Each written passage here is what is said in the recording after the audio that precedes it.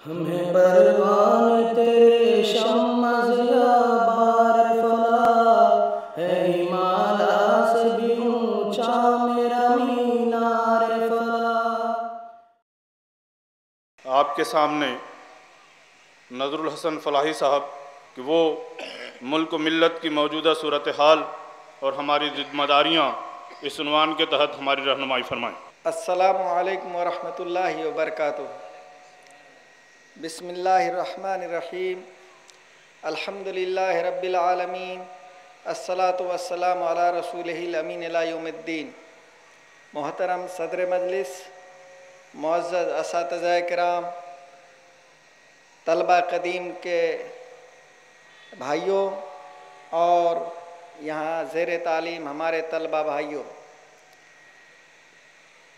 मुल्क व मिल्लत के हालात पे गुफ्तगू हो रही है और मैं शुरू ही से जब से ये मौजू सामने आया इस सिलसिले में यही सोचता रहा कि मैं तो नेपाल का रहने वाला हूँ, बात हिंदुस्तान में करनी है, किस मुल्क की बात करूँ।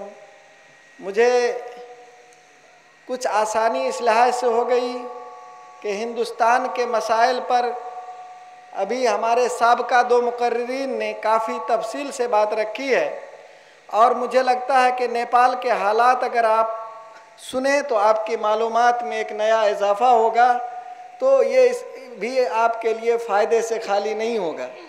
अब रही मिल्लत की सूरत हाल, तो वो सारी दुनिया की तकरीबन यकसा है, तो उस पर भी कुछ बातें आ जाएंगी। वैसे भी नेपाल और हिंदुस्तान बहुत सारी चीज़ों में मुमासलत रखता है और बहुत सारी चीज़ों में थोड़ा फ़र्क भी है। मुमासलत जैसे अक़लियत में हिंदुस्तानी मुसलमान भी हैं और अक़लियत में नेपाली मुसलमान भी हैं। वहाँ पर भी अक्सरियत हिंदुओं की है और यहाँ भी अक्सरियत हिंदुओं की है। इस तरह से और भी कई चीज़ों में मुमासलत भी है और कई चीज़ों में फ़र्क भी है। इंशाअल्लाह गुफ्तगू के दरमियान ये सारी बातें भी आती जाएंगी। सबसे पहले आप मुल्क नेपाल के हालात पर अगर जायज़ा लें तो उससे पहले मुल्क नेपाल का अगर आप नक्शा देखेंगे तो नेपाल को तीन तरफ से हिंदुस्तान ने घेर रखा है और एक तरफ चाइना है और चाइना की तरफ ऊंचा हिमालय है और हिमालय का जो माउंट एवरेस्ट है, जो हमेशा जो नेपाल के अंदर है, लेकिन कभी कभी हिंदुस्तान इसका दावा करता रहता है कि वो माउंट एवरेस्ट हिंदुस्तान में है, जिसकी वजह से नेपाल में हमेशा कुछ न कुछ बातें आती रहती हैं। उसी तरह एक बहुत बड़ा मसला जो हिंदुस्तान का दावा के बारे में ये नेपाल के लोगों को परेशानी रहती है, वो गौतम बुद्ध की पैदाइश की जगह के बारे में है। लुम्बिनी जहाँ गौतम बुद्ध पैदा हुआ था, वो उसकी सारी चीज़ें तारीख़ी सारे आसार मौजूद हैं, लेकिन हिंदुस्तान बार बार इस बात को दोहरा करके नेपाल के जो नेपाली लोग हैं, पहाड़ी और मधेसी हैं, गैर मुस्लिम हैं, उनको इस बात में हमेशा कुछ टेंशन में डाल देता है कि गौतम बुद्ध हिंदुस्तान में पैदा हुआ था। तो ये कुछ चीज़ें हैं जो इख्तलाफी हमेशा रहती हैं। अलबत्ता क्या है कि तीन तरफ से हिंदुस्तान घेरे हुआ है और ये और जानते हैं कि नेपाल एक लैंड लॉक्ड कंट्री है, समुंदर कहीं से भी नेपाल से नहीं जुड़ता है और कोई तीसरा मुल्क भी ऐसा नहीं है जहाँ से हमलो नकल के वसाइल आसानी से हों। इसीलिए हिंदुस्तान वाहिद रास्ता है जहाँ से नेपाल में सारी चीज़ें जाती हैं, नमक से लेकर के पेट्रोल, सब्जियां और सारी चीज़ें वो नेपाल में हिंदुस्तान के रास्ते ही से जाती हैं। तो ये एक है नेपाल की सिचुएशन हिंदुस्तान की सूरत हाल में। नेपाल के अंदर जब आप जाएंगे तो नेपाल को आप ज्योग्राफी के लिहाज से तीन हिस्सों में तकसीम कर सकते हैं। एक हिस्सा है जो हिमालय का है, जो बर्फ़ जहाँ रहती है, हिमालयी क्षेत्र है, और उसके बाद पहाड़ है जो पहाड़ी इलाका है, और उसके बाद मैदानी इलाका है।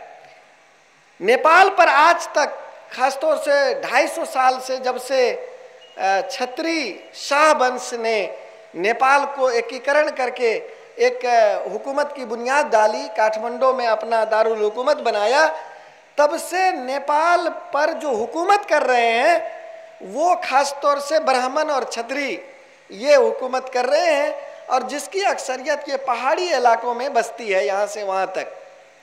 इसमें इसी वजह से अभी जो नया जब शहनशाहियत ख़त्म हुई है और जब डेमोक्रेसी आई है, जमहूरियत के आने के बाद से नेपाल में जितने भी लोग थे, पहाड़ में भी दबे कुचले लोग और मधेश में भी दबे कुचले लोग, ये सारे लोग अपने हुकूक की बात उठा रहे हैं और सबका कहना है कि हमारे हुकूक भी उसमें समावेश किए जाएं।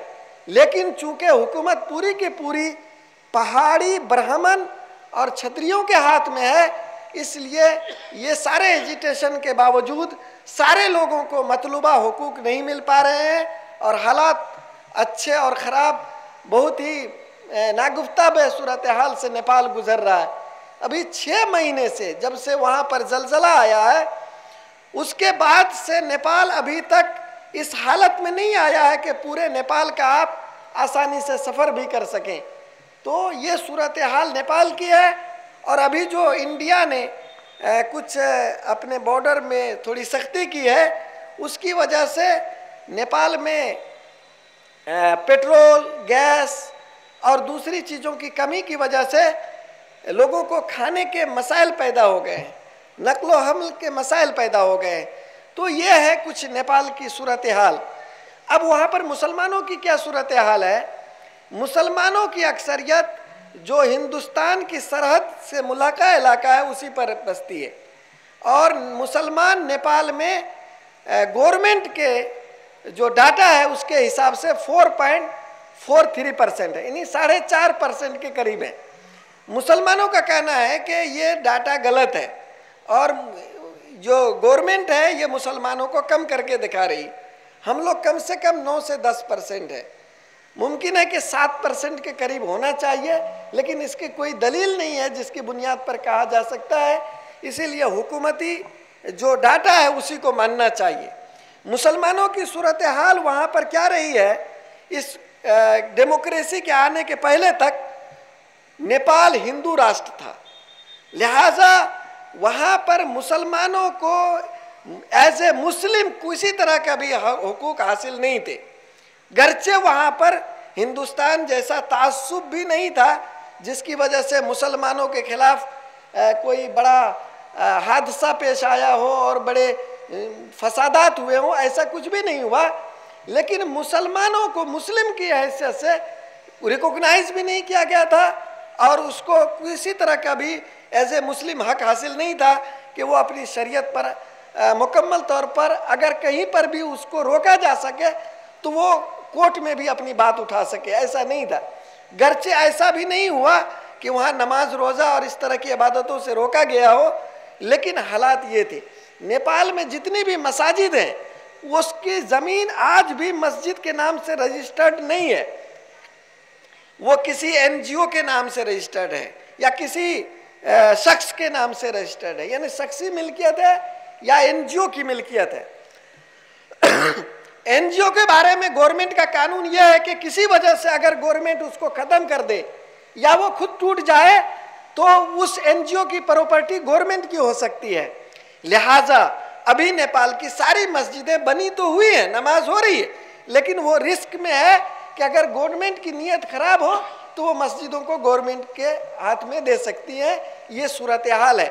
मदरसों का हाल ये है कि हमें खुशी भी है कि हमारे ही साथ पढ़ने वाले, हमसे बाद में पढ़ने वाले हमारे फलाही भाई लोग यहीं हिंदुस्तान में मौका से फ़ायदा उठा करके वो दीन का काम और तहरीकी कामों के साथ साथ उन्होंने तालीमी सफ़र भी जारी रखा और कोई किसी ने PhD किया और किसी ने किसी और फन में और आगे बढ़े।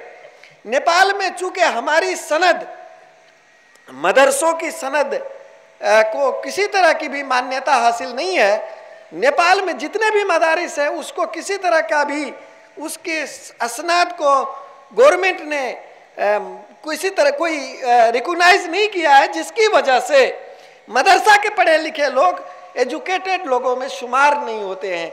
वो वहाँ पर साधारण पढ़े लिखे में, लिटरेट में आते हैं लेकिन एजुकेटेड में नहीं आते। यहाँ तक कि अगर कोई नेपाली बाहर मुल्क में पढ़ने जाए तो उसको NOC देने में भी गवर्नमेंट आनाकानी करती, कभी देती है और कभी नहीं देती है। वो असल पे डिपेंड होता है कि उस वक्त एजुकेशन मिनिस्टर कौन है। अगर मिनिस्टर अच्छा आदमी है तो कुछ एनओसी मिल जाती है, और मिनिस्टर का अगर कुछ गलत किस्म का आदमी है तो उसको नहीं मिल सकती।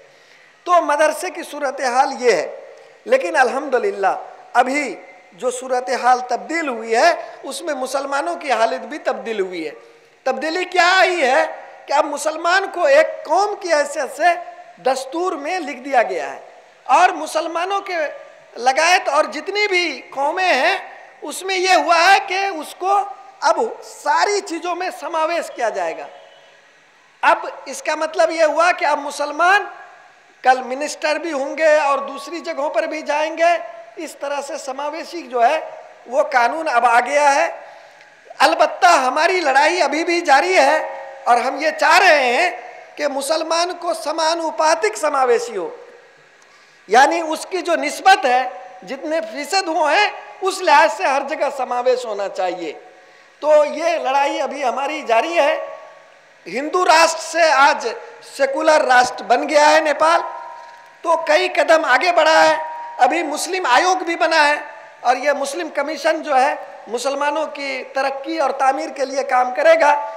तो ये कुछ उपलब्धियां हैं जो इस बीच में हासिल हुई है, और कुछ चीजें हैं जिसके लिए जो है हम कोशिश कर रहे हैं। जैसे वहां पर एक लड़ाई ये लड़ी जा रही है कि जैसे सूबाई निज़ाम हिंदुस्तान का है वैसे ही नेपाल में भी सूबाई निज़ाम बने। तो मुसलमान किसी भी सूबे में इस हैसियत में नहीं है कि वो इलेक्शन जीत करके और हुकूमती पदों पर या उन चीज़ों पर आ सके। तो हम गवर्नमेंट को ये कह रहे हैं कि जिस इलाकों में मुसलमान ज़्यादा हैं वहाँ उसको उस इलाके में उनके लिए कोई खुसूसी रियायती निज़ाम बनाया जाए, और उसके लिए भी गवर्नमेंट से बातचीत जारी है, और साथ ही साथ मुजाहरे और एजिटेशन के प्रोग्राम भी जारी है।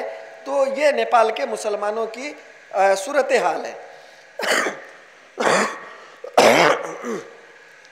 नेपाल में मुसलमान जो क्या कहते हैं कि सबसे ज़्यादा पसमानदा तबकों में मुसलमान है, यहाँ तक कि दलित से भी पसमानदा मुसलमान है।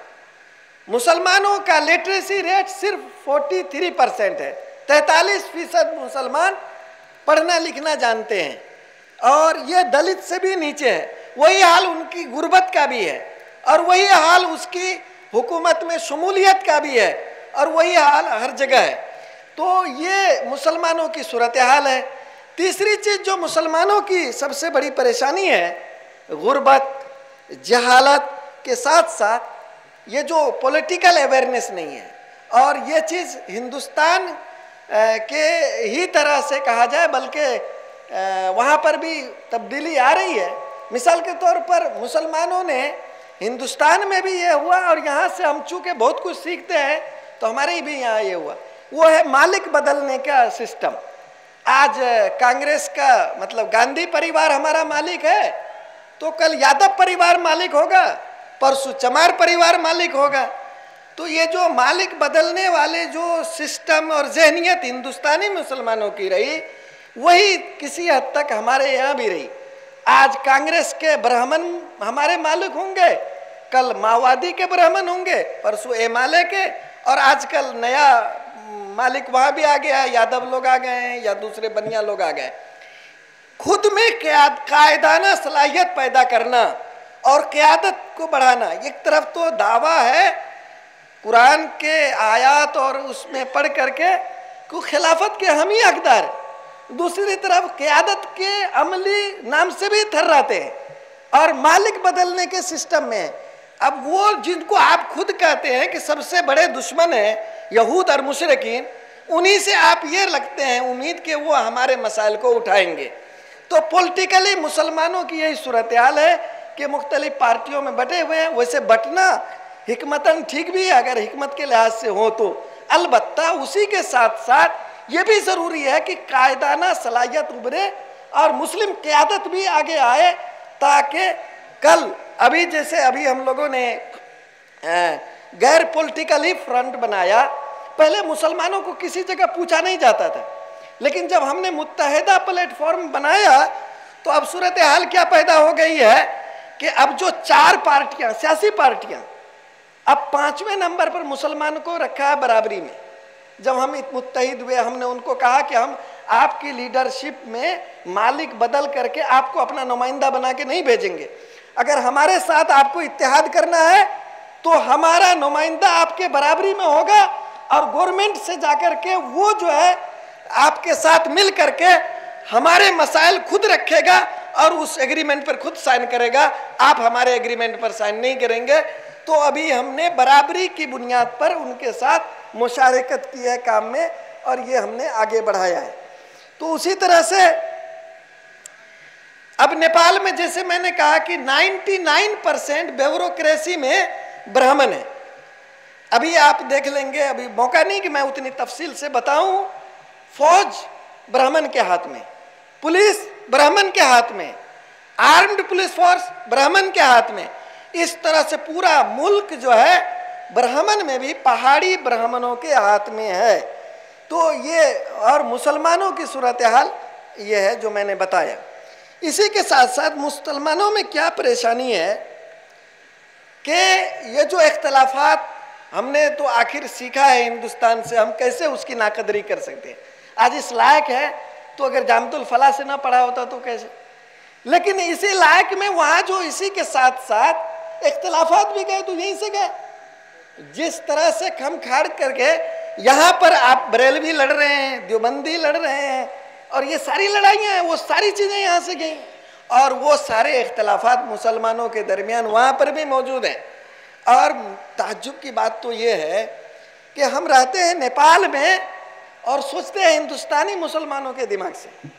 ये मैं यहाँ बोल रहा हूँ, कुछ हमारे नेपाली लोग भी सुन रहे हैं, वहाँ जाकर के अगर इसको ठीक से समझे कैसे सोचते हैं। भाई नेपाल का अपना एक वो मुल्क अलग है, आज़ाद मुल्क है। हिंदुस्तान अपना निसाब तालीम बनाएगा तो पाकिस्तान को देख के नहीं बनाता है, सऊदी अरब को देख के नहीं बनाता है, वो मुल्क के हालात को सामने रख करके बनाता है। नेपाल में हम जब मदरसा खोलते हैं तो कोई देवबंद का निसाब कॉपी करके ला रहा है, कोई फला का ला रहा है, कोई इस्लाह का ला रहा है, कोई वहाँ का ला रहा है, कोई वहाँ का ला रहा है। अब उसकी वजह से जो इख्तलाफात कम होने चाहिए वो बढ़ रहे हैं। अलबत्ता एक खुशखबरी आपको ये सुना दूँ कि जितने इंतहा पसंदी यहाँ मुस्लिम हिंदू में है उसी तरह से मुस्लिम में है। अल्हम्दुलिल्लाह नेपाल में वो इंतहा पसंदी न मुस्लिम हिंदू में है न मुस्लिम में है। इसीलिए वहाँ पर हम मुत्तहदा प्लेटफॉर्म बना करके जब आगे बढ़ते हैं तो कुछ इंतहा पसंद कोशिश भी करते हैं तो आवाम उसको जो है अलग हटा देती है। और इंतहा पसंदी नेपाल के सरिश्त में नहीं है, इसलिए वहाँ पर ये इस हद तक इंतहा पसंदी नहीं जाती है, लेकिन वो इख्तलाफात वहाँ भी मौजूद है। जिस तरह से नेपाल में हिंदुस्तान में मुसलमानों को सिर्फ टैक्स देने के लिए और वोट देने के लिए समझा जाता है और उसी लिहाज से कभी टोपी पहन कर कभी कुछ पहन करके मुसलमानों को, कभी मुसलमानों को कोई एक मसला उठा करके लोग टैक्स और वोट के लिए मुसलमानों को पालते हैं। हिंदुस्तान नेपाल में भी मुसलमान टैक्स और वोट के लिए ही समझे जाते हैं। लेकिन अब अल्हम्दुलिल्लाह तब्दीली आ रही है और लोग ये समझ रहे हैं कि हम सिर्फ टैक्स और वोट के लिए नहीं है, ये मुल्क हमारा है और इस मुल्क में हम बराबर की क्या कहते हैं शरीक रहना चाहते हैं और इस मुल्क को चलाने से लेकर के हर जगह हम रहना चाहते हैं। लिहाजा उस लिहाज से हमको तस्लीम किया जाए और हमको रखा जाए।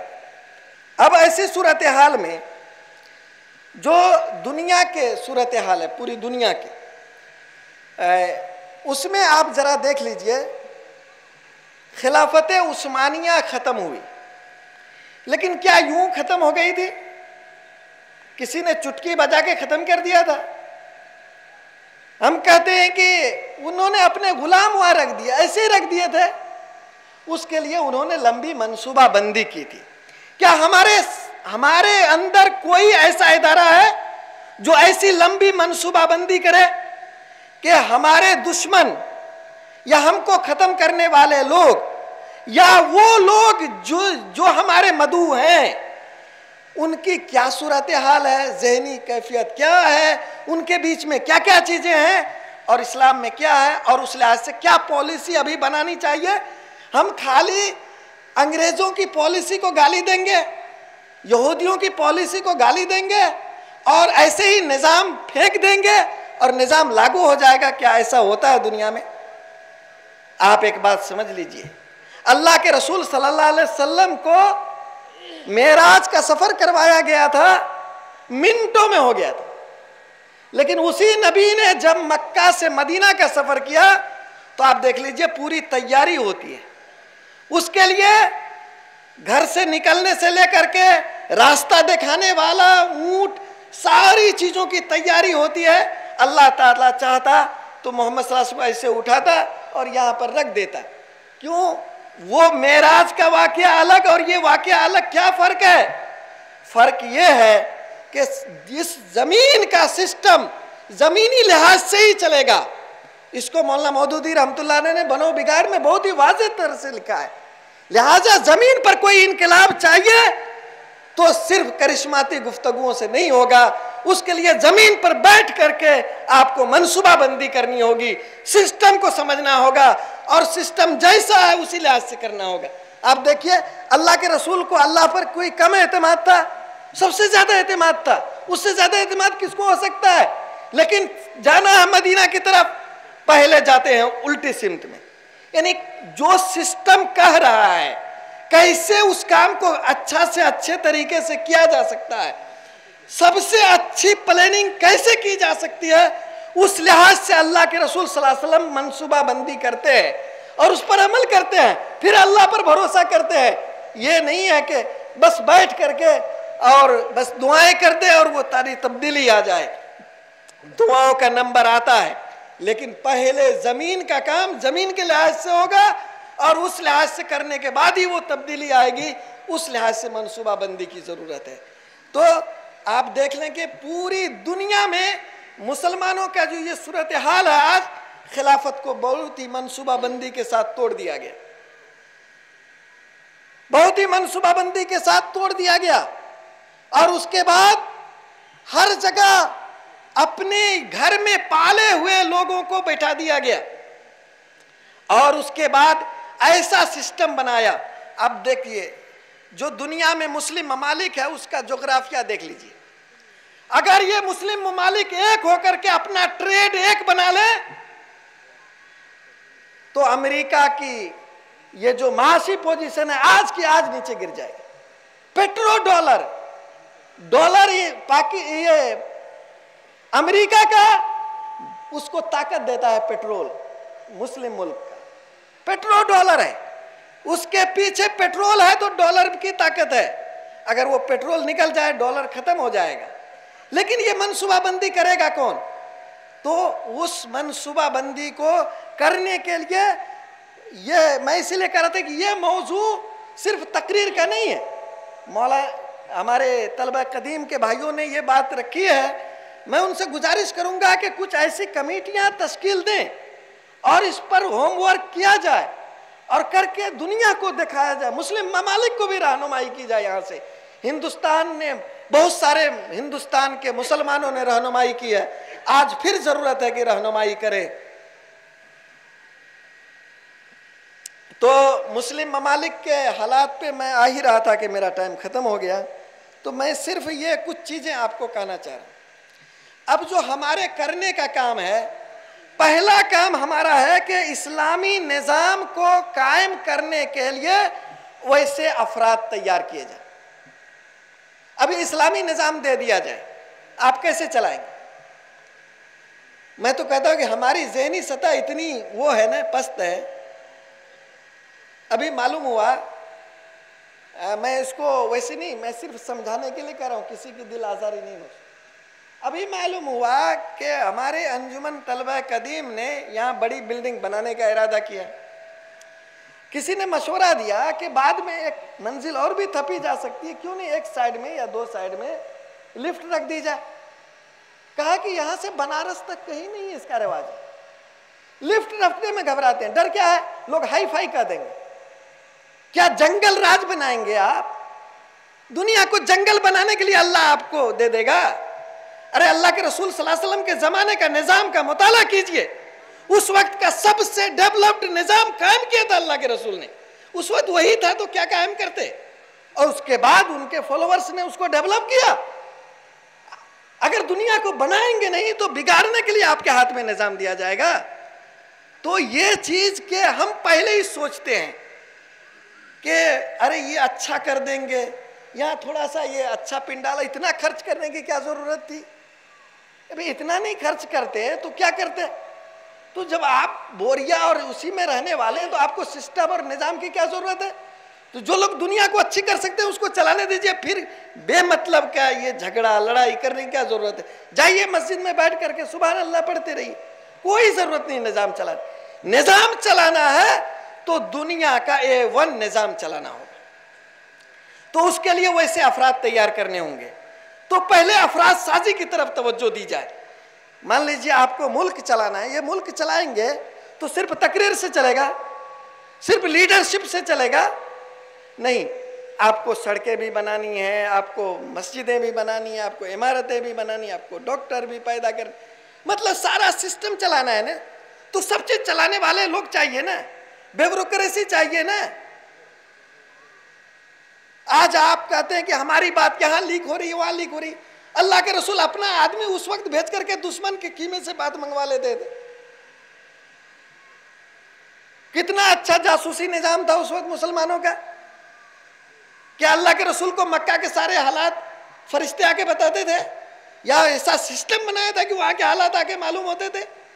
तो अफराद तैयार करें। आप अमेरिका से मुकाबला करने चले हैं, अमेरिका इस हिंदुस्तान में मुसलमानों की कितनी किस्में हैं, मुसलमानों क्या सोचते हैं, उस पे होमवर्क करके एक प्लानिंग तरतीब दे सका है।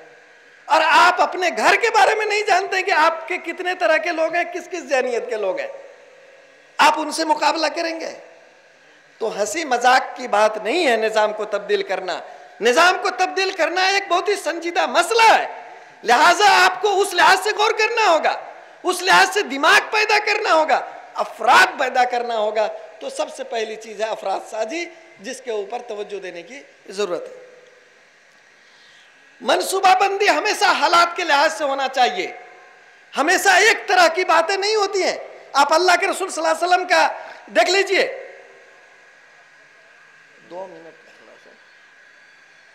अल्लाह के रसूल सल्लल्लाहु अलैहि वसल्लम का आप देख लीजिए, मक्का के शुरू के दौर की स्ट्रेटजी, हजरत उमर रज़ियल्लाहु ताला अन्हु के ईमान लाने के बाद की स्ट्रेटजी, मुसलमानों को एक ईसाई मुल्क भेज देने की स्ट्रेटजी, मदद ली थी ईसाइयों से। फतह मक्का तक खाना काबा के अंदर 360 बूथ रहते हुए उस तरफ नमाज पढ़ने को कबूल करने की स्ट्रेटजी, और फतेह मक्का के बाद बूथ को तोड़ देने की स्ट्रेटजी।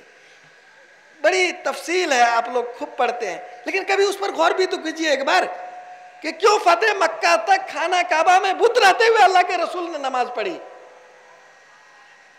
क्या आप उस बात को सामने रख करके कोई स्ट्रेटजी नहीं बना सकते हैं? लिहाजा यहां रहते हुए कभी बहस चलती है मक्की दौर मदनी दौर। अरे भाई, मक्की मदनी दौर अल्लाह के रसूल के जमाने में चला गया। अब दौर यहाँ का अभी 19वीं सदी 20वीं सदी का दौर है। इसमें रह करके वहां की रोशनी में आप देखिए कि आप किस जगह है और कैसे हालात है। अल्लाह के रसूल कभी काफिर की जमानत में मक्का में दाखिल होते हैं। क्या चीज दिखाती है ये चीजें? तो ये सारी चीजें हैं, लिहाजा हालात के लिहाज से स्ट्रेटजी बननी चाहिए। कभी बिस्मिल्लाह के गुंबद में बैठ करके स्ट्रेटजी और बातें नहीं होनी चाहिए। इदारा जब कायम करते हैं, अभी जामतुल फलाह की बात आती है, हम हर काम के लिए लाते हैं कि इसी निसाब में घुसाओ, हर चीज इसी निसाब से पैदा करो। अरे भाई, आप क्या पैदा करना चाहते हैं? हाँ, इदारे की जरूरत है, जामतुल फलाह जामिया यूनिवर्सिटी है, उस लिहाज से आप तरतीब दीजिए, ठीक है। इस निसाब से अभी क्या पैदा हो रहे हैं? तहरीकात के लीडर पैदा हो रहे हैं, बहुत अच्छी बात है, ये निसाब रहेगा। अरबी के बिग के पैदा करना है, एक शोबे का इजाफा कीजिए, इंग्लिश के उसका कीजिए, इंजीनियर बनाना चाहते हैं उसके लिए कीजिए। अस्तगफिरुल्लाह। तो जिस चीज की जरूरत है उस लिहाज से शोबेजात बढ़ाइए, इदारे को बढ़ाइए। न कि एक ही निसाब में सारी चीज दाखिल करके तलबा को कुछ ना बनने दीजिए। अरे यहाँ पर होना चाहिए कि यहाँ से हदीस में कोई माहिर पैदा हो, कोई मामला होगा हमें हदीस का, हम उससे पूछेंगे, फिक्र में माहिर होगा उससे पूछेंगे। इसीलिए उस लिहाज से मनसूबाबंदी की ज़रूरत है। एक चीज़ जो है मैं ये कह रहा था कि ये जो दीनी और असरी का इम्तिजाज, हसीन इम्तिजाज मुझको थोड़ा सा ऑड लगता है। इसका मतलब आप कहते हैं कि दीन जो है असरी नहीं होता है, और अगर दीन असर के साथ नहीं तो आज दीन की ज़रूरत क्यों है? बात समझ रहे हैं मेरी? दीन तो हमेशा असरी होता है, अप टू डेट होता है, ज़माने के साथ होता है, ज़माने को चलाने वाला होता है। फिर दीनी और असरी का हसीन इम्तिजाज कैसे होगा? या तो आप मानिए कि दीन पुराना है, आज के लिहाज से नहीं है, फिर असरी चीज़ें कुछ मिलाइए तो दीन का नुक्स हुआ, और फिर असरी और वो कैसे मिलेगा? भाई दीनी निज़ाम को सिस्टम हमेशा बदलता है। अल्लाह के रसूल सल्लल्लाहु अलैहि वसल्लम ने मीडिया, उस वक्त का जो मीडिया था उसको यूज़ किया, उस वक्त की सवारी यूज़ किया, आज की सवारी और मीडिया बदला है। इसका मतलब नहीं कि असरी कोई चीज़ बदल गई है, सिर्फ वो दीनी नहीं है। लिहाजा दीनी और असरी नहीं, दीन को गालिब करने के लिए जितने तरह के सिस्टम से इस्तेफादा करना पड़ेगा वो सब दीन के अंदर आएगा और सबसे किया जाएगा। लिहाजा दीनी असरी नहीं, दीन को गालिब और कायम करने वाले सिस्टम्स को डेवलप कीजिए। ये असल दिमाग में अगर तब्दीली आ जाए तो सिस्टम तब्दील होगा। मीडिया की तरफ तवज्जो की ज़रूरत है, वो इस पर कैसे काम किया जा सकता है। उसी तरह से रफ़ाही कामों पर मोहतरम की बात आई है। मैं आपसे कहूँगा, हम लोग इतने तंग नज़र हैं, तंग दिल हैं, अपने लोगों की मदद करने से भी घबराते हैं। गैर मुस्लिमों की तो बात सही। मोहतरम ने बुढ़िया की मिसाल दी, वो काफिर औरत थी, काफिरा औरत थी, उनका बोझ उठा करके अल्लाह के रसूल जा रहे थे। और आज आप जब कोई चीज देने लगते हैं तो देखते हैं कि काफिर है, मुस्लिम है, ये है, वो है। ऐसे संकीर्ण लोग दुनिया की खिलाफत कैसे कर सकते हैं भाई? लिहाजा जरूरत है कि ये जो इंसानी जरूरत की चीजें हैं, इंसान के फलाह बहबूद की चीजें हैं, उसमें ये तफरीक खत्म कर दीजिए और सारे लोगों के हमदर्द बन जाइए। तो आप देख लीजिए कि दावत का काम भी सहल हो जाएगा, इकामत दीन भी सहल हो जाएगा और दुनिया में निज़ाम भी तब्दील हो जाएगा। रोने से नहीं होगा, उठकर काम करने से होगा। अल्लाह इसकी तौफीक अता फरमाए। आमीन। व आखिर दावाना अल्हम्दुलिल्लाह। सदारती खिताब के लिए अब आपके सामने नाज़िम जामिया मौलाना मोहम्मद ताहिर मदनी साहब आएंगे। अल्हम्दुलिल्लाह व कफ़ा व सलामुन अला इबादिहिल्लज़ीना इस्तफ़ा। क्या गम है अगर सारी खुदाई हो मुखालिफ, क्या गम है अगर सारी खुदाई हो मुखालिफ, काफ़ी है अगर एक खुदा मेरे लिए। दाइस पे बैठे हुए मुअज़्ज़ज़ हज़रात, बुज़ुर्गों, भाइयों, फारिग़ीन जामिया, तलबा कदीम और हमारे अजीज़ मौजूदा तलबा,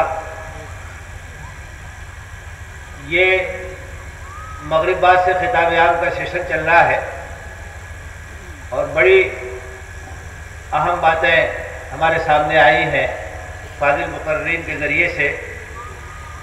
हिंदुस्तान के साथ साथ नेपाल के हालात से भी कुछ वाक़फ़ियत हासिल करने का मौका मिला और मिलते जुलते हालात हैं। पड़ोसी मुल्क है, आने जाने में वीज़ा भी नहीं लगता है, तो यकसानियत भी बहुत है। जामिया का ताल्लुक़ भी नेपाल से बड़ा पुराना है, वहाँ से तलबा तालिबात बराबर आते रहे हैं, अब भी हैं, और जामिया की ब्रांच भी वहाँ है नेपाल में। तो ताल्लुक़ात तो माशाल्लाह हम लोगों के बढ़ते जा रहे हैं, बढ़ते जाएंगे। जहाँ तक हालात का ताल्लुक़ है, हालात से वाक़फ़ियत तो हासिल करना बहुत ज़रूरी है, लेकिन हालात से घबराने की ज़रूरत नहीं। हम तो उस किताब को पढ़ते हैं, उस नबी को मानते हैं जिसने हालात को बदलने का अज़्म पैदा किया, उसका हौसला पैदा किया है और करके दिखाया है। क्योंकि हम ये जानते हैं कि जो कुछ फैसले होते हैं वो आसमान पर होते हैं, ज़मीन पर नहीं होते। फैसला तो अल्लाह करता है, हमारा काम अपनी जिम्मेदारी को अदा करना है, अपने फ़र्ज़ को निभाना है और अमानतदारी के साथ हमारे बस में जो कुछ है उसे कर गुजरना है। बाकी सब चीज़ें अल्लाह के हाथ में। कब अल्लाह ताला कैसे हालात पैदा कर देगा इंसान को नहीं मालूम, इसलिए कभी घबराना नहीं चाहिए। मोमिन कभी घबराता नहीं है और मोमिन को कभी मायूस नहीं होना चाहिए। अल्लाह की रहमत से पूरी उम्मीद रखनी चाहिए और अपनी जिम्मेदारियों को अदा करना चाहिए। मैं मुतमईन हूँ अगरचे ख़राब है माहौल, मैं मुतमईन हूँ अगरचे ख़राब है माहौल, ख़िज़ा के बाद का मौसम बहार होता है। तो बहार का मौसम आएगा, अलबत्ता उस मौसम के लिए हमें कोशिश करनी होगी। हालात तब्दील होंगे, हर चीज़ का एक अरूज होता है, उसकी एक इंतहा होती है, उसके बाद जवाल शुरू हो जाता है। मुल्क के अंदर जो हालात हैं, ख़ास तौर से बहुत ज़्यादा लोगों को परेशानी फ़िरका परस्ती से है, तशद्दुद के रुझानात से है, और जिस तरीके से इस मुल्क के अंदर इस वक्त तशद्दुद और वायलेंस के वाक़यात हो रहे हैं वो तशवीशनाक हैं और उससे सबको परेशानी है। लेकिन मैं ये समझता हूँ कि फ़िरका परस्त ताकतें और उनके जो हमनवा हैं वो जहाँ तक पहुँच सकते थे पहुँच गए। अब आखिरी मंजिल ख़त्म हो गई है, अब इसके बाद जवाल के अलावा कुछ नहीं बचा है। जो कुछ सपने दिखाए गए थे, जो कुछ ख्वाब दिखाए गए थे, अच्छे दिन आने वाले हैं और बहुत ज़्यादा उम्मीदें बधाई गई थी, वो सब उम्मीदें टूट रही हैं। लोग परेशान हैं, लॉ एंड ऑर्डर की सूरत हाल ख़राब है, महंगाई बढ़ती चली जा रही है, लोगों के लिए रोज़ी रोटी का इंतज़ाम करना दुश्वार हो रहा है। नौजवानों से वादा किया गया था कि बहुत सारा रोज़गार उनको दिया जाएगा और उनको नौकरियां मिलेंगी, उनके माशी मसाइल हल होंगे, वो सब भी ज़बानी बातें थीं। ये तमाम चीज़ें अब सामने आ रही हैं। लोगों के अंदर अब शऊर भी काफ़ी जागा है, तालीम में भी आगे बढ़े हैं और सबसे बड़ी बात यह है कि आज सोशल मीडिया ने सबको एक दूसरे से जोड़ दिया है। पूरी दुनिया एक गांव बन गई है, वरना दादरी का वाक़या इतनी तेज़ी के साथ सारी दुनिया के सामने नहीं आता, न इतना रिएक्शन होता और न इतना उसका रद्द अमल सामने आता। तो ये सब चीज़ें आ रही हैं। ये तो हमारे लिए एक तरीके से खुशाइन बात है कि हम इनको इस्तेमाल करके अपने लिए रास्ता हमवार कर सकते हैं और लोगों की जो हकीकत है उसे वाज़े कर सकते हैं। मैं ये समझता हूँ कि सबसे बड़ा मसला मुल्की भी है और सबसे बड़ा मसला मिल्ली भी। सबसे बड़ा जो मसला है वो है मादा परस्ताना रुझानात, मादियत, पैसे के पीछे भागना, दुनिया के पीछे भागना, ये सबसे बड़ा मसला है। हमारे मुल्क का भी मसला है, जो अक्सरियती समाज के लोग हैं उनका भी मसला है और मिल्लत का भी ये मसला है। आज सब पैसे के पीछे भाग रहे हैं, मादियत के पीछे भाग रहे हैं, दौलत के पीछे भाग रहे हैं, लालच के पीछे भाग रहे हैं, अखलाकी कदरें ख़त्म होती जा रही हैं। बहुत बड़ा मसला है ये, मुल्की पैमाने पर भी और मिल्ली पैमाने पर भी, कि अखलाकी लिहाज से दिवालियापन, अखलाकी लिहाज से जो हिंदी में कहा जाता है नैतिक पतन, अखलाकियात का जवाल। इन्नमल उममु बिल अखलाक मा बक़ियत फ़इन हुमु ज़हबत अखलाकुहुम ज़हबू, कि उम्मतें दुनिया के अंदर अखलाकी ताकत के ज़रिए से बाकी रहती हैं और अगर अखलाकी ताकत ख़त्म हो गई तो कौम ख़त्म हो जाएगी, मिल्लत ख़त्म हो जाएगी, मुल्क ख़त्म हो जाएगा। ये जो अखलाकी दिवालियापन है, आप किसी दिन का अखबार उठा करके पढ़ लीजिए तो ऐसे ऐसे वाक़यात आएंगे आपकी निगाहों के सामने कि 2 साल 4 साल 6 साल की बच्ची के साथ बलात्कार, अखलाकी दिवालियापन की इंतहा है। ख़ानदानी निज़ाम दरहम बरहम हो रहा है, बाप बेटे के ताल्लुकात ख़त्म हो रहे हैं, भाई भाई की मोहब्बत ख़त्म हो रही है। तो ये जो अखलाकी लिहाज से हमारे अंदर इन्हितात आया है और मुल्की लिहाज से भी और मिल्ली लिहाज से भी, ये बहुत ज़्यादा तशवीश की बात है। एक और जो मुल्की लिहाज से मसला है जिसको हमें सबके सामने उजागर करना चाहिए। हमारा मुल्क एक जमहूरी मुल्क है और हमारे मुल्क के दस्तूर ने सबको ये हक दिया है कि वो अपने मर्जी से जिस मजहब को चाहे माने, जिन कदरों को चाहे माने और उसकी तबलीग करें, उसकी दावत दें, उसका प्रचार करें। लेकिन कोई जारहाना अज़ाइम नहीं रखना चाहिए। अपनी तहजीब को आगे बढ़ाने के लिए जारहियत को अख्तियार करना, तशद्दुद को अख्तियार करना और वायलेंस का रास्ता अख्तियार करना, इसकी इजाज़त हमारा दस्तूर नहीं देता है। लेकिन अफसोस की बात है कि यहाँ कुछ ताकतें ऐसी हैं जो जारहाना कौम परस्ती के नज़रियात की अलमबरदार हैं। यहाँ तक कि एक कौम एक तहजीब की बात करते हैं, वन नेशन वर्ल्ड कल्चर की बात करते हैं, एक तहजीब की बात करते हैं, ज़बरदस्ती अपनी चीज़ को थोपना चाहते हैं। जाहिर है कि ये आज़ादी के खिलाफ है, जमहूरियत के खिलाफ है, इंसानी एहतराम के खिलाफ है।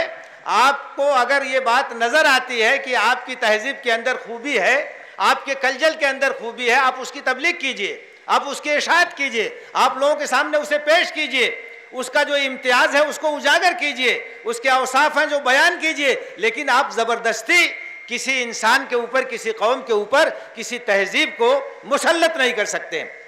ये तरक्की याफ्ता कौमें कभी इसको मान नहीं सकती हैं। इस तरह के रुझानात भी हमारे मुल्क के अंदर पाए जाते हैं। मिली सतह पर जो कमज़ोरियाँ हमारी हैं, सबसे बड़ा मसला दीन से दूरी का है और दीन से वाबस्तगी के बगैर हमारे अंदर कोई तब्दीली नहीं आ सकती है, हमारे रोज़ो शब बदल नहीं सकते हैं। हमें अगर इज्जत मिलेगी तो दीन के रास्ते से मिलेगी। हमारी अगर आज जिल्लत और मस्कनत की हालत है दीन से दूरी की वजह से, तो ये हमारा सबसे बड़ा मसला है कि दीन से दूरी है, ईमान की कमज़ोरी है, अमल की कमज़ोरी है, जिसने हमको खोखला करके रख दिया है। दूसरी जो हमारी कमज़ोरी है वो समाजी खराबियाँ जो हमारे अंदर दर आई हैं। आज आप देखिए कि हमारे नौजवान के अंदर वो तमाम समाजी खराबियाँ पाई जाती हैं जो दूसरे कौम के नौजवानों के अंदर पाई जाती हैं। हमारा नौजवान ये नशे का आदी है, हमारा नौजवान ये जुआ खेलता है, हमारा नौजवान अपने औकात को ज़ाया करता है, हमारा नौजवान फैशन के पीछे भाग रहा है और बुरी आदतों में किसी से पीछे नहीं है। और उन आदतों की वजह से हमारा नौजवान चोरी भी कर रहा है, बेईमानी भी कर रहा है, बदउनवानी भी कर रहा है, इसलिए कि उसकी आदतें खराब। तो ये जो समाजी खराबियां हैं, इसने हमारे नौजवान के किरदार को और उसके इम्तियाज़ को घुन की तरह लग करके उसे कमज़ोर कर दिया है और हर तरह से उसके अंदर नातवानी पैदा कर दी है। तालीमी लिहाज से भी हमारे अंदर जो पस्ती है वो काबिल तशवीश है। तालीमी लिहाज से जब तक हमारे अंदर तरक्की नहीं होगी, हम मुकाबले की जो जंग है और मुकाबले का जो मैदान है उसमें पीछे रह जाएंगे। तारीख़ ये बताती है कि जो कौमें अक़लियत में होती हैं उनको अपनी अहलियत को ज़्यादा बढ़ाना पड़ता है। ठीक है, नज़रअंदाज भी किया जाएगा, हम तासुब का भी शिकार हैं, लेकिन उसका एक इलाज ये भी है कि हम अपनी मेहनत को बढ़ाएं, तालीम के अपने मेयार को बढ़ाएं, अपने इदारों के मेयार को बढ़ाएं, अपने नौजवानों के अंदर तालीम का शौक़ पैदा करें और हर मैदान में हर तरह के माहिरीन हमारे पास मौजूद हों। अभी बात आ रही थी कि हम दुनिया कैसे चलाएंगे, हम सिस्टम कैसे चलाएंगे अगर हमारे पास माहिरीन नहीं होंगे। हर फील्ड के माहिरीन चाहिए हमें, हर फील्ड के माहिरीन की हमें ज़रूरत है, एक्सपर्ट्स की ज़रूरत है। तो तालीमी मैदान में हमें आगे बढ़ना चाहिए, माशी लिहाज से भी इस्तेहकाम पैदा करने की कोशिश करनी चाहिए, इसलिए कि फ़क्र और फाका एक ऐसी चीज़ है जो इंसान को ईमान से भी महरूम कर देती है। अल्लाह के रसूल सल्लल्लाहु अलैहि वसल्लम ने कहा था, कादल फ़क्र व यकून कुफ्रा, कि फ़क्र और फाका कुफ्र तक पहुँचा देने वाली चीज़ है। मईशत हमारी कैसे अच्छी हो, माशी इस्तेहकाम कैसे पैदा हो, किस तरीके से मिल करके हम काम करें, हमारे अंदर इज्तिमाई इदारे किस तरीके से डेवलप हों, हम अपनी कम्युनिटी को माशी लिहाज से मुस्तहकम बनाने के लिए किस तरीके से काम कर सकते हैं। छोटे पैमाने पर भी काम हो सकता है, बड़ी बड़ी कंपनियां काम करती हैं, लेकिन छोटे पैमाने पर भी काम हो सकता है, गांव के पैमाने पे काम हो सकता है, ब्लॉक के पैमाने पे काम हो सकता है, कोऑपरेटिव सोसाइटियों के ज़रिए से काम हो सकता है। बहुत सारी स्कीमें हैं जिनको अपना करके हम माशी इस्तेहकाम के रास्ते पर आगे बढ़ सकते हैं और ये भी हमारी बहुत अहम ज़रूरत है। इसलिए कि अगर हम माली लिहाज से कमज़ोर होंगे, चाहते हुए भी बहुत कुछ कर नहीं सकते हैं। तो अमराज तो बहुत सारे हैं। असल मसला ये है कि हमें क्या करना चाहिए और क्या लाहेअमल अख्तियार करना चाहिए, इन हालात का हमें मुकाबला किस तरीके से करना चाहिए, इसके बारे में चंद बातें मैं आपके सामने अर्ज़ करूँगा। सबसे पहली बात तो ये है कि हमें इस बात की पूरी कोशिश करनी होगी, हर सतह पर हमें कोशिश करनी होगी कि हमारी मिल्लत के तमाम अफराद का, चाहे वो बुज़ुर्ग हो, चाहे नौजवान हो, चाहे बच्चे हो, चाहे ख़वातीन हो, उनका ताल्लुक़ दीन से गहरा हो और दीन से वाबस्ता हो।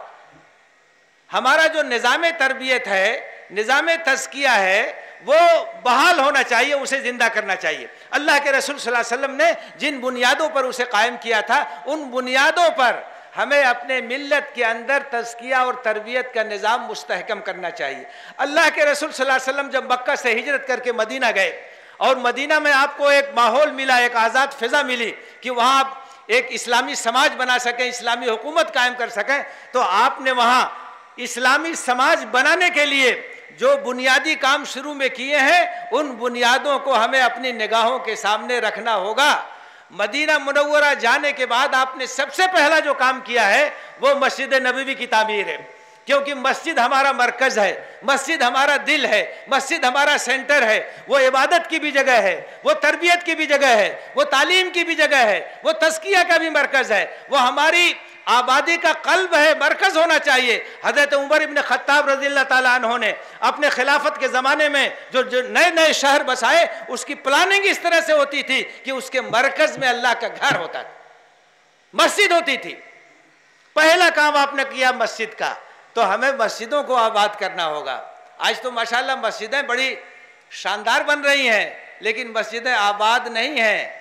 लोग कहते हैं कि मस्जिदें जब कच्ची थीं तो नमाजी पक्के थे, और मस्जिदें पक्की हो गई और नमाजी कच्चे हो गए। मस्जिदों से अपने ताल्लुक़ को बढ़ाना होगा, अल्लाह से अपने रिश्ते को मजबूत करना होगा। नौजवानों की पेशानी पर सजदे का निशान होना चाहिए, नौजवानों के चेहरे सजदों के निशान से चमकते हुए होने चाहिए। जब तक मस्जिदों से हमारा ताल्लुक़ मजबूत नहीं होगा, अल्लाह से हमारा ताल्लुक़ मजबूत नहीं होगा, और हर सतह पर होना चाहिए। मस्जिदें सिर्फ गांव के बुजुर्गों के लिए नहीं है, नौजवानों की अक्सरियत होनी चाहिए, ख़वातीन को नमाज का पाबंद होना चाहिए, बच्चों को नमाज की तरबियत करनी चाहिए, कुरान से उनके रिश्ते को जोड़ना चाहिए, इबादत का एहतमाम करना चाहिए, फ़राइज़ के साथ साथ सुनन और नवाफिल की पाबंदी करनी चाहिए। उसके बग़ैर हमारा तज़किया नहीं हो सकता। उम्मत की नशते सानिया के लिए उस निज़ाम तज़किया को दोबारा बहाल करने की ज़रूरत है जो अल्लाह के रसूल सल्लल्लाहु अलैहि वसल्लम ने कायम किया था। और दूसरा काम आपने जो किया था वो मदीने में रहने वाले अंसार और मक्का से आने वाले मुहाजिरीन, उनके दरमियान आपने उख़ुव्वत कायम की थी, भाईचारा कायम किया था। ये हमारी बहुत बड़ी कमज़ोरी है कि हम मुंतशिर हैं, हम लड़ते हैं एक दूसरे से छोटी छोटी बुनियादों पर, मसलक की बुनियाद पर, इलाके की बुनियाद पर, ज़ात और बिरादरी की बुनियाद पर। ये सब चीज़ें हमें कमज़ोर करने वाली हैं। हमें मुत्तहिद होना होगा ईमान की बुनियाद पर, अक़ीदे की बुनियाद पर। अल्लामा इकबाल ने कहा था, मनफ़ात एक है इस कौम की, नुकसान भी एक ही सबका नबी, दीन भी ईमान भी एक, हरम पाक भी, अल्लाह भी, कुरान भी एक। क्या बड़ी बात थी होते जो मुसलमान भी एक, फ़िरक़ाबंदी है कहीं और कहीं ज़ातें हैं, क्या ज़माने में पनपने की यही बातें हैं? इत्तेहाद, उख़ुव्वत और भाईचारा, इस बात की कोशिश होनी चाहिए। इंतशार की बात करने वाले की बात मत सुनिए, उम्मत के अंदर तफरका पैदा करने वालों को लिफ्ट मत दीजिए। आप ऐसे लोगों को, ऐसे मुकर्रिरों को, ऐसे उलमा को क्यों मौका देते हैं जो उम्मत के अंदर इंतशार की बात करते हैं, तफरीक की बात करते हैं, बांटने की बात करते हैं, तोड़ने की बात करते हैं? इन्नमल मोमिनून इख्वा, मुसलमान भाई भाई हैं, उनके दरमियान उख़ुव्वत है, उनके दरमियान भाईचारा होना चाहिए। उनका खुदा एक है, उनका रसूल एक है, उनका नबी एक है, उनकी किताब एक है, उनका मकसद एक है, उनका नस्बुलैन एक है।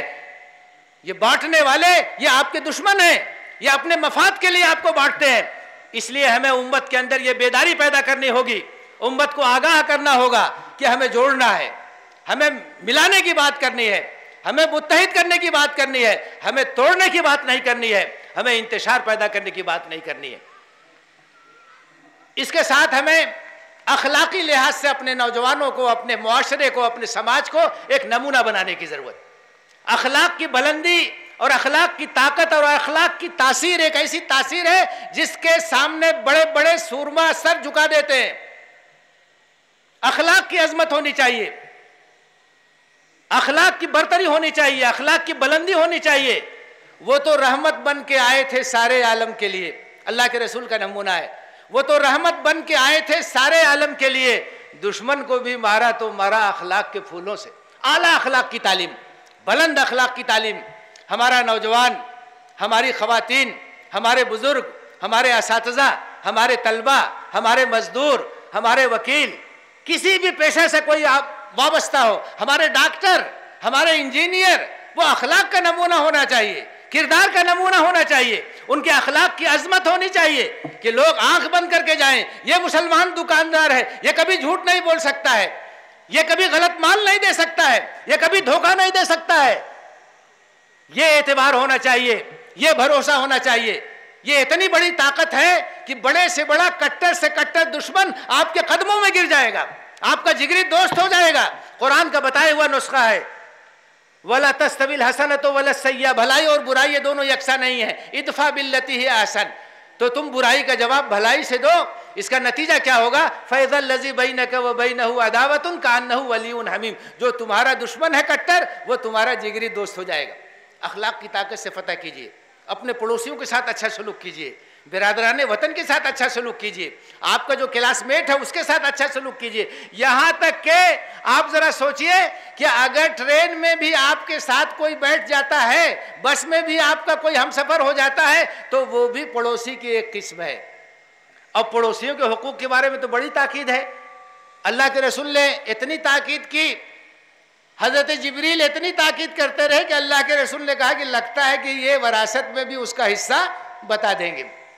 हम पड़ोसियों का ख्याल नहीं करते हैं, हम अपने साथियों का ख्याल नहीं करते हैं। अखलाक की ताकत, अखलाक की अजमत, ख़ास तौर से जो लोग माइनॉरिटी में हों उनकी तादाद बढ़ाने का एक बेहतरीन ज़रिया अखलाकी ताकत है, अखलाकी क़ुव्वत है। एक नौजवान जहाँ चला जाए 100 आदमियों के अंदर नुमाया हो जाए कि ये मुसलमान नौजवान है, ये इस्लाम से वाबस्ता नौजवान है, इसका अखलाक, इसका किरदार, इसका जज्बा खिदमत, इसकी मोहब्बत, इसकी इंसानियत नवाजी, उसके लोग मिसाल दें। ये हमारी सबसे बड़ी ताकत है। अखलाकी तामीर, इसकी हमें कोशिश करनी चाहिए। इसके साथ साथ इस बात की बड़ी शदीद ज़रूरत है कि बिरादरान वतन से हमारे ताल्लुकात ज़्यादा से ज़्यादा हों। गलत फहमियाँ बहुत हैं, मिसअंडरस्टैंडिंग पैदा की जाती है हमारे बारे में, हमारे दीन के बारे में, रसूलुल्लाह सल्लल्लाहु अलैहि वसल्लम के बारे में, कुरान के बारे में। वो लोग जानते ही नहीं, उनको गलत बातें बताई जाती हैं। हमारे रवाबित नहीं है, गैप है, खलीज है, उसका नाजायज़ फ़ायदा उठाते हैं दूसरे लोग। हमें अपने रवाबित को बढ़ाना चाहिए। हर आदमी तय करे कि वो अपने दोस्तों का हल्का गैर मुस्लिम भाइयों में बढ़ाएगा, उनसे रवाबित पैदा करेगा, उनसे ताल्लुकात पैदा करेगा, उनकी गलत फहमियों को दूर करेगा। ये बहुत ज़रूरी चीज़ है। अगर हमने इसकी तरफ तवज्जो नहीं दी तो मुल्क के जो हालात हैं और जिस रुख पर ले जाने की कोशिश हो रही है उसके नताइज बहुत भयानक होंगे। उसका जिन जिन महाजों पर मुकाबला करना, जिन ज़राए से मुकाबला करना है, उसमें एक अहम ज़रिया ये है कि हर सतह पर हमारे ताल्लुकात बिरादरान वतन से हों और हम उनसे अपने रवाबित को बढ़ाएं, उनके साथ अच्छा सलूक करें और उनकी गलत फहमियों को दूर करें और इस्लाम का तारुफ कराएं, इस्लाम का पैगाम उन तक पहुँचाएँ, अल्लाह की बातें उन तक पहुँचाएँ, कुरान का पैगाम पहुँचाएँ, सीरत का पैगाम पहुँचाएँ। और आज तो बहुत ज़्यादा वसाइल और ज़राए हो गए हैं, सोशल मीडिया की वजह से कितनी आसानी हो गई है। और हमारे नौजवानों के हाथ में मोबाइल है, सोशल मीडिया की चीज़ें वो जानते हैं। अब बुज़ुर्ग नहीं जानते हैं, बच्चे सब जानते हैं, छोटे छोटे बच्चे जानते हैं। उसका इस्तेमाल अगर सही तरीके से हो और उसके ज़रिए से अगर हम दावती काम करें, इस्लाम के तारुफ का काम करें, तो न जाने कितने लोगों तक हम अल्लाह का पैगाम पहुंचा सकते हैं। और कब कौन सी बात किसको असर कर जाए अल्लाह ही जानता है। बल्लिगु अन्नी वलो आयतन, एक आयत ही पहुंचा दो, एक बात ही पहुंचा दो, एक हदीस ही पहुंचा दो। तो सोशल मीडिया का इस्तेमाल, मीडिया के ऊपर कल पूरा सेशन होने वाला है, उसमें तमाम बातें आएंगी कि मीडिया के आज के दौर में क्या अहमियत है और किस तरीके से इस्लाम की खिदमत के लिए उसको इस्तेमाल किया जा सकता है। हमें इसकी तरफ पूरी तवज्जो देनी चाहिए। फिर एक ख़ास काम जो हमें करना चाहिए, हमारी पूरी मिल्लत को करना चाहिए, वो अपने नौजवानों को तैयार करना है। सबसे बड़ी ताकत हमारे नौजवान है। नौजवान हमारा मुस्तकबिल है, नौजवान हमारा फ्यूचर है, नौजवान हमारा भविष्य है। ये नौजवान अगर तैयार हो गए तो ये उम्मत की गाड़ी को बहुत ही आसानी के साथ आगे लेकर के चलेंगे।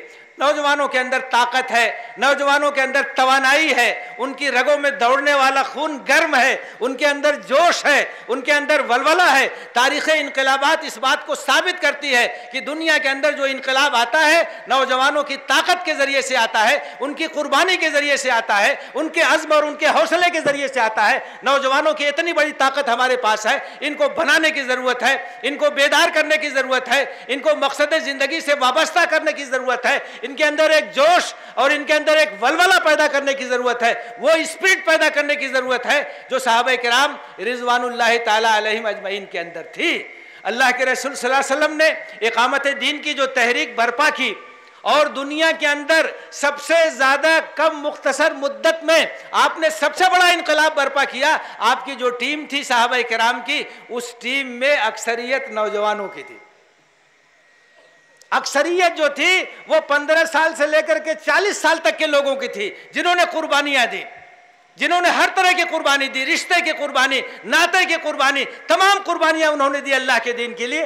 ये नौजवानों की ताकत है, ये नौजवानों की कुव्वत है। उम्मत मुस्लिमा का नौजवान अगर बेदार हो जाए, अल्लाह के दीन के लिए मरने और जीने का हौसला कर ले, तो फिर इंशाअल्लाह उम्मत के दिन बदलेंगे, इंसानियत के दिन बदलेंगे और जो हालात हैं उनके अंदर तब्दीली आएगी। नौजवानों पर तवज्जो देने की ज़रूरत है, नौजवानों को मकसद ज़िंदगी से वाबस्ता करने की ज़रूरत है, उनके अंदर अखलाकी अज़मत और उनके अंदर तालीमी लिहाज से पुख्तगी, हर लिहाज से बुलंदी पैदा करने की ज़रूरत है। और इसी के साथ साथ एक बहुत बड़ी जो ताकत हमारी है वो हमारे ख़वातीन की ताकत है। समाज के अंदर, मुआशरे के अंदर, सोसाइटी के अंदर बहुत बड़ी ताकत ख़वातीन की होती है और समाज को बनाने में, समाज को बिगाड़ने में बहुत ज़्यादा हिस्सा औरतों का होता है। अगर औरतों के ऊपर सही तवज्जो दी जाए, उनके जहन को तब्दील किया जाए, उनकी सलाहियतों को इस्तेमाल किया जाए, उनके अंदर इस्लामी सोच और इस्लामी फिक्र पैदा की जाए, तो औरतों के ज़रिए से बहुत बड़ा काम होता है।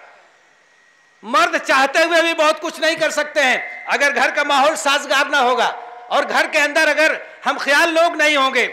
इसलिए ख़वातीन को नज़रअंदाज नहीं करना चाहिए, ख़वातीन को छोड़ना नहीं चाहिए।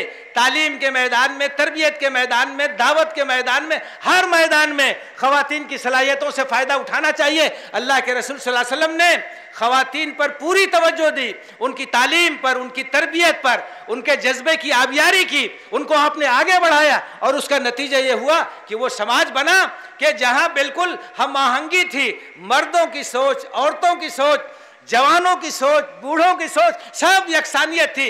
जब सोच के अंदर यकसानियत होती है और पूरा समाज एक रुख पे जाता है, तब दुनिया के अंदर इनकलाबात रुनमा होते हैं। हम ख़वातीन को नज़रअंदाज नहीं कर सकते हैं, उनकी सलाहियतों से बेनियाज नहीं हो सकते हैं, उनका इस्तेमाल होना चाहिए और उनके ज़रिए से अपने समाज को बनाने की और दावती जो कार्रवाइयाँ हैं उनको आगे बढ़ाने की हमें कोशिश करनी चाहिए।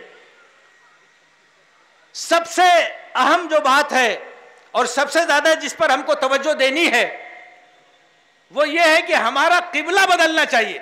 आज सूरत हाल ये हो गई है कि हम दुनियादारी का शिकार है। अल्लाह के रसूल ने कहा था कि एक जमाना ऐसा आने वाला है जब दुनिया की कौमें तुम्हारे ऊपर उस तरह से टूट पड़ेंगी जिस तरीके से दस्तरखान पे खाने वाले टूट पड़ते हैं। लोगों ने पूछा, अल्लाह के रसूल क्या हमारी तादाद कम होगी? आपने कहा कि नहीं, तुम्हारी तादाद तो बहुत ज़्यादा होगी लेकिन तुम्हारी कोई हैसियत नहीं होगी। सैलाब के पानी के साथ जैसे झाग है, खसो खाशाक है, उसी तरह से तुम बेवजन हो जाओगे और तुम्हारे दुश्मनों के दिलों से तुम्हारा रोब और दबदबा ख़त्म हो जाएगा और तुमको वहन की बीमारी लायक हो जाएगी। साहबा ने पूछा कि वहन की बीमारी क्या है? आपने कहा हुब्बुद दुनिया व कराहियतुल मौत, दुनिया की मोहब्बत और मौत का डर, यही असल बीमारी है।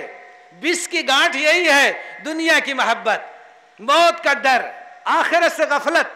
कल्ला बल तुहिब्बूनल आजिला व तज़रूनल आखिरा। तुम्हारा हाल ये है कि तुम दुनिया को पसंद करते हो और आखिरत को तुमने नज़रअंदाज कर दिया है।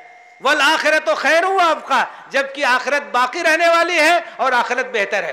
कुरान ने बार बार आखिरत की बात की है और दुनिया की मोहब्बत को दिल से निकालने की कोशिश की गई है ताकि हमारा मकसद और हमारी मंजिल क्या हो? रज़ाए इलाही हो, जन्नत का हुसूल हो।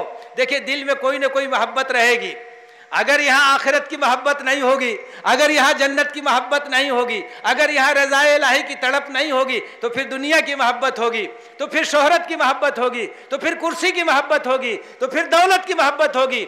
हम अपने आप को जब तक नहीं बदलेंगे, अपने क़िबले को दुरुस्त नहीं करेंगे, अल्लाह की मोहब्बत से अपने दिलों को सरशार नहीं करेंगे, उस वक्त तक हमारे हालात नहीं बदल सकते हैं। ये मिजाज बनाने की ज़रूरत है कि हमारे दिलों में अल्लाह की रज़ा हो।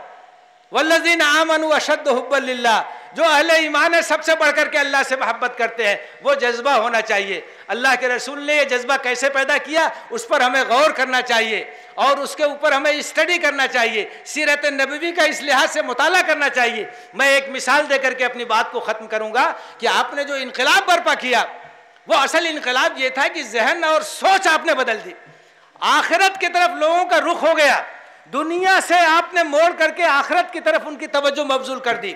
और ये इनकलाब ऐसा इनकलाब था जिससे सब लोग मुतासिर हुए, जिसके असरात सबके ऊपर पड़े। ऐसा नहीं था कि जो सिर्फ आला सतह के लोग थे वही मुतासिर हुए, सब लोग मुतासिर हुए, मर्द भी मुतासिर हुए, औरतें भी मुतासिर हुए, नौजवान भी मुतासिर हुए, बूढ़े भी मुतासिर हुए, यहाँ तक के आज़ाद भी मुतासिर हुए और ग़ुलाम भी मुतासिर हुए। हज़रत रबिया इब्न काब असलमी नबी सल्लल्लाहु अलैहि वसल्लम के खादिम थे और नबी सल्लल्लाहु अलैहि वसल्लम की खिदमत करते थे। एक रात अल्लाह के रसूल सल्लल्लाहु अलैहि वसल्लम उठे तो उन्होंने आपके लिए रात में पानी का इंतज़ाम किया। आप अपनी ज़रूरियात से फारिग हुए, आपने वज़ू किया तो आपने कहा कि रबिया, बड़ी तुमने मेरी खिदमत की है, आज तुम बताओ तुम्हारी क्या ख्वाहिश है। आप ज़रा सोचिए, अल्लाह के रसूल सल्लल्लाहु अलैहि वसल्लम कह रहे हैं कि तुमने मेरी बड़ी खिदमत की है, आज मैं ये जानना चाहता हूं कि तुम्हारी आरज़ू क्या है, तुम्हारी तमन्ना क्या है। और इससे ज़्यादा तो कोई मौका खुशनसीबी का नहीं हो सकता कि वक्त का रसूल ये पूछ रहा है कि तुम क्या चाहते हो। मैं आज तुमको सिला देना चाहता हूं, तुमने बड़ी कुर्बानी दी है, बड़ी खिदमत की है, आज मैं तुमको बदला देना चाहता हूं। थोड़ी देर के लिए सोचिए कि हम होते, आप होते, हम में से कोई होता तो क्या कहता। उस मौके पर अगर हम होते, हमको ऐसा कोई मौका मिलता तो हम क्या कहते, सोच लीजिए अपने अपने जहन में। लेकिन हजरत रबिया इब्ने काब असलमी ने क्या कहा, एक गुलाम ने क्या कहा, एक ऐसा गुलाम जिसकी तरबियत अल्लाह के रसूल ने की थी, अल्लाह के रसूल की आगोश में जो पला था, उसने क्या कहा। और उसी जवाब को अपनी निगाहों के सामने रखिए और उसी की रोशनी में अपना एहतिसाब कीजिए। उन्होंने कहा, अर्जू मुराफक़तक फिल जन्नह। हज़रत रबिया ने कहा कि अल्लाह के रसूल, मेरी एक ही ख्वाहिश है कि जन्नत में भी आपका साथ मुझे मिल जाए। सुभान अल्लाह। ज़रा सोचिए, कोई बात उन्होंने दुनिया के मुताल्लिक नहीं कही, दौलत की कोई ख्वाहिश जाहिर नहीं की, ओहदे की कोई ख्वाहिश जाहिर नहीं की, मनसब की कोई ख्वाहिश जाहिर नहीं की। उन्होंने कहा, अर्जू मुराफक़तक फिल जन्नह, मैं जन्नत में आपकी रफ़ाकत चाहता हूँ, यहाँ भी खिदमत का मौका मिला, वहाँ भी आपकी सोबत मिल जाए। आपने कहा कि कुछ और मांगते, उन्होंने कहा नहीं, मेरी ख्वाहिश तो यही है। तब आपने कहा, आइन्नी अला कसरत सुजूद, आइन्नी अला ज़ालिका बिकसरत सुजूद। आपने कहा ठीक है, मेरी मदद करो, कसरत सुजूद के ज़रिए से मैं तुम्हारे लिए दुआ करता हूँ।